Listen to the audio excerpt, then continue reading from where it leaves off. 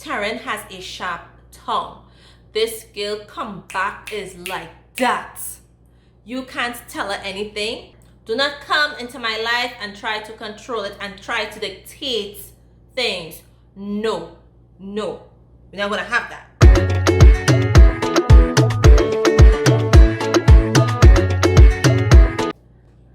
Hi wonderful people, and welcome back to my channel, Book Craze with Giselle. How are you going? What's up? What's the scene?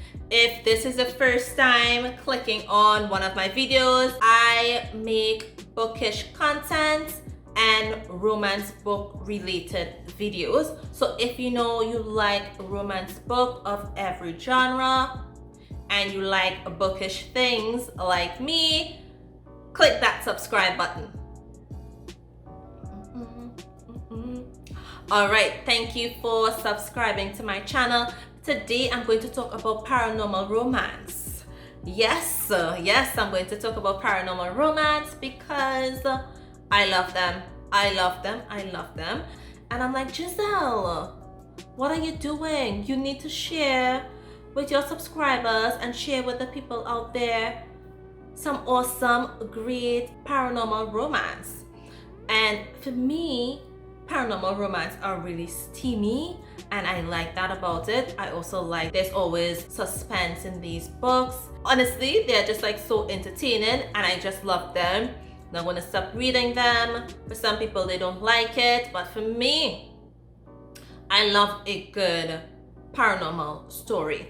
And these books that I'm going to talk about are books with dominant, possessive males and women or their love interests that don't have no time for this possessive behavior. Like they're not having it. Do not come into my life and try to control it and try to dictate things. No, no, we're not gonna have that. So some of these books have that type of female interest or love interest in it, and I absolutely love it. Because you know, sometimes when these males want to be more controlling and possessive, they need someone to keep them in check. They need someone to put them in their place. And in these books, the heroines did justice. So first up, we have Fated, and it's written by Rebecca Zanetti, and it is book 1 in the Dark Protectors series. I absolutely love this series. Wholeheartedly love this series. Fated is about a 300-year-old vampire that has been searching for his mate for a very long time. And when he meets his mate, Kyra is not having it. Kyra is like, oh, you just can't come and tell me that we are mates and want to mate me.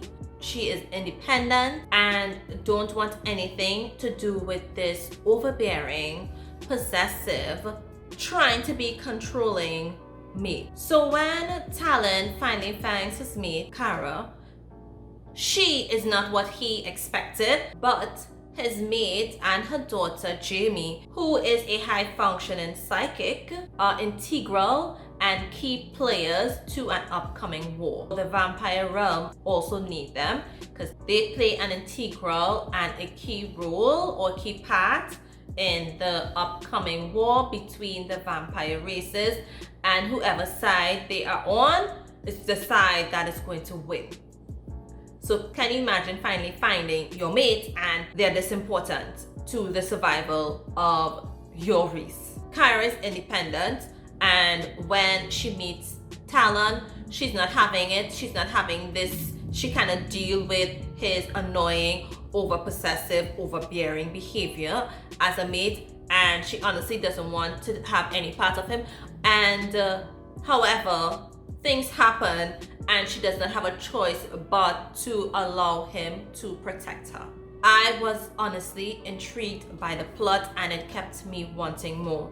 There was so much suspense, so much action, so much mystery in this book that I had no choice but to read the second book. It is that good. I love the main characters and I absolutely adored the secondary characters because I could not wait to hear their story or for them to have their books.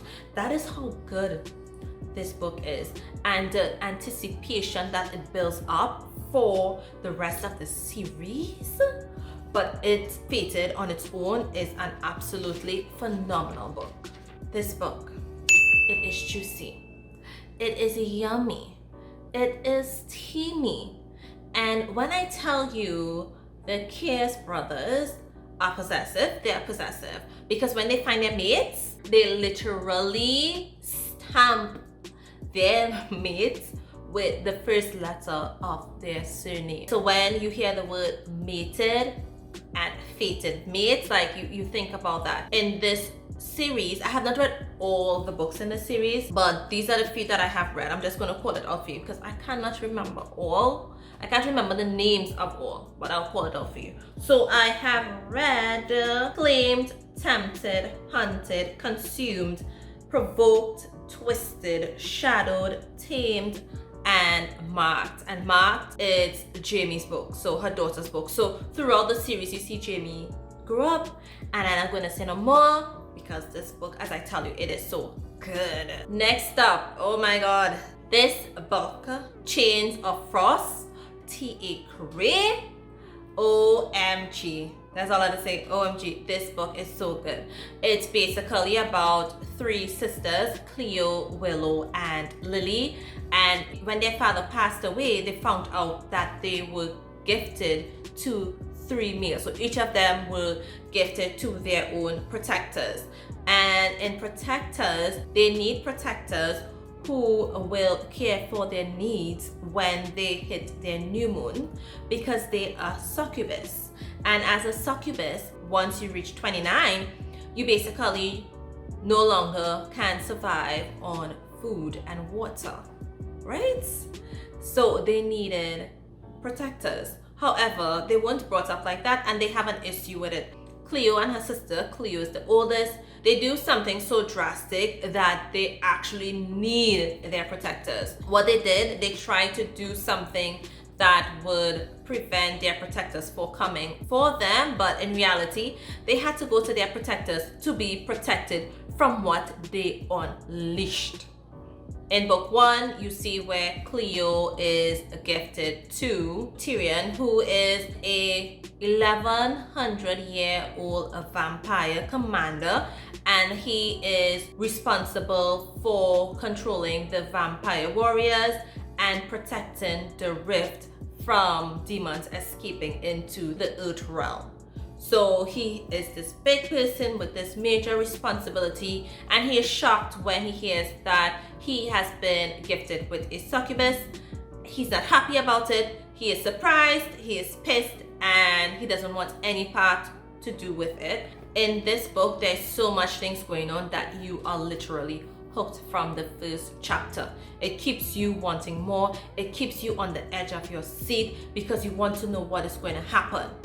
There is never a boring, there is never a slow moment in this book. You like entertainment, you are going to get it. You like suspense, you are going to get it. You like possessive male that don't like to admit that they are attracted to the heroine, but eventually gives in because they don't have a choice, because they crumble and fall on their knees. You are going to get it. Hold up, wait a minute, something ain't right. So in this book, you have Cleo reaching her age of maturity as a succubus. You have the hero fighting his feelings. You have a demon trying to kill Cleo. You have all sorts of things going on. It is not confusing. The flow is really good. The plot is excellent. It is honestly a fantastic book, a fantastic paranormal romance, and it is an excellent story. And as you know, if the main character is a succubus and the hero is an alpha vampire, you know things are going to get hot. You know things are going to get steamy. You know things will be juicy. I don't need to say no more because this book, I just love it. I love it. Honest, I just love it. I am sure the next book that I'm going to talk about, it's no surprise to anyone, and it is written by Suzanne Wright. It is Feral Sin, and it is book 1 in the Phoenix Pack series. Now, I read this book once. The first time I read this book, I'm like, I didn't really enjoy it. I didn't. I'm being honest. I didn't enjoy it. And then I reread it. And then I'm like, Giselle, why didn't I like this the first time? Like, this is such a great book. Like, this is such a terrific book. Like, I love the storyline. And it's basically about this woman, Taryn, and her father is forcing her to mate with this sadistic, abusive werewolf or man. It is a shifter book, and he's forcing her to marry this evil guy.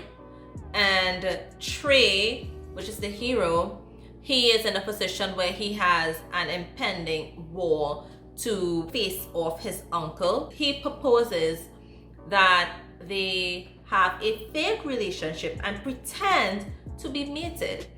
That way, she doesn't have to mate this vile guy, and he's gonna have like political power, political influence, so that when his uncle comes, he's able to win whatever battle. He's gonna have allies. So Trey proposes this, and let me tell you, this book starts off with a bang. It starts off with a bang because Taryn, she wakes up in this bed not knowing how she got there, like no memory, nothing.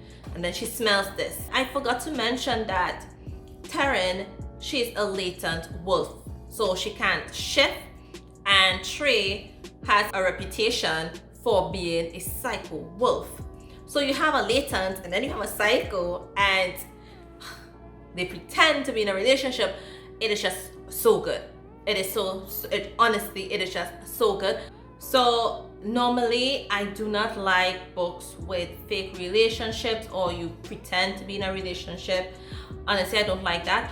But I liked this because there was suspense. There was action, and your girl is all about that. Like, there was a little fighting scene, and I really enjoyed that. And oh my god, Taryn has a sharp tongue. This girl comeback is like that.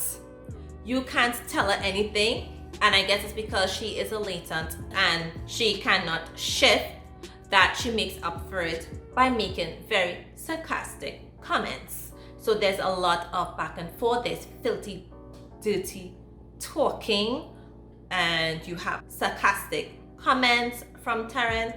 You have bantering between Taryn and another character. It is funny. It is dirty. It is smutty. It is exciting. It is a book that is going to keep you at the edge of your seats. This book is good. I don't need to say no more. Like, full stop. There's nothing else to say. You just need to go and read it. I did a video about this series. Honestly, it is my favorite paranormal series. But I'm only talking about book 1 in the series, although I have read, I don't even know how many books. There's so much books in this series, like a lot. So I'm only going to talk about book 1. It is the Breed series written by Leigh. I love it. Like, don't tell me nothing about it. 2 very boring minutes later. No, well, you can tell me about it. Still not gonna change my mind. I love it. The first book that I read from the series, I was so fascinated by the concept of the breeds. And in this book, or in book 1, Tempting the Beast, you have Callan and Myrnus. Callan, who's the head of his pack, as well as 4 or 5 other breeds, escaped from the Genetic Council. These are the persons that created the breeds. They escaped and they are living in a small town hiding from the Genetics Council. And then you have Marinus. She's the only female within her siblings, the youngest as well. She's also a journalist. And they were given this story, or they discovered something about the breeds, and she went to that small town to basically find out about them, see if she gets evidence of their existence, and basically expose the Genetics Council. Alright, it is an exciting story. What Marinus and Callan did not anticipate is that they would be mates. And the slightest interaction between them triggers the release of particular hormones that sends them into this mating frenzy, mating frenzy. I don't want to talk about it too much, so look out for that. I love Tempting the Beast. It actually borders a little bit on the erotic side, but it is still good. It is a phenomenal book, so make sure and check it out. And the last book that I'm going to talk about, it is written by Laurann Dohner, and it is the Mating Heat series. It is book 1 and it is entitled Mate Set. This book is a shifter series, and in book 1 it centers on a particular werewolf and a human. And I absolutely love this book. You know why I love this book so much? Because this werewolf shifter, he doesn't want to mate with a human. He is absolutely against that, and it's because of something that happened in his past. So this book begins with Micah. She's fully aware of the existence of werewolves because her uncle is a werewolf and has always made her knowledgeable about it. But however, she decides to visit her uncle around mating season. Like, how do you do that? How do you do that? She is attacked, but she's also saved by a mysterious figure who happens to be Grady. And because mating season is upon them, her uncle decides, okay, I will get someone to protect you. However, miserable Jamie's like, I'm on vacation, I want to live it up. But you can't live it up in mating season. But anyhow, she wants to live it up, and she does things that causes a lot of problems, that causes dire consequences that Grady and her have to deal with. You tell me, what happens when an alpha male is fighting his mating instinct? I don't need to say no more. I don't need to say anymore. And that is one of the things that I like about this book, right? The fact that Grady was fighting his mating instinct. Micah was kind of immature. To be honest, she was kind of immature, stirring up unnecessary problems for someone, but you needed that balance because Grady was so serious and she's kind of immature, so you got that balance in the book. There is some really intense, hot-blooded, highly charged scenes in this book, and there were situations where both Micah and Grady's back was against the wall. So I don't think I need to share any more about this book. It is an excellent shifter book. It is book 1 in the series, and if you read Laurann Dohner's books, you would know she writes some really good paranormal romances. I have a video with her new species series up on my channel, so you can definitely check that out. I think I shared 4 of the books that are my favorites from that series, so yeah, check out that video. So if you like books with accidental matings, then this is the book for you. That brings me to the end. Don't forget to subscribe, like my video, leave a comment down below, and hit that notification bell so you would know every time I post a video.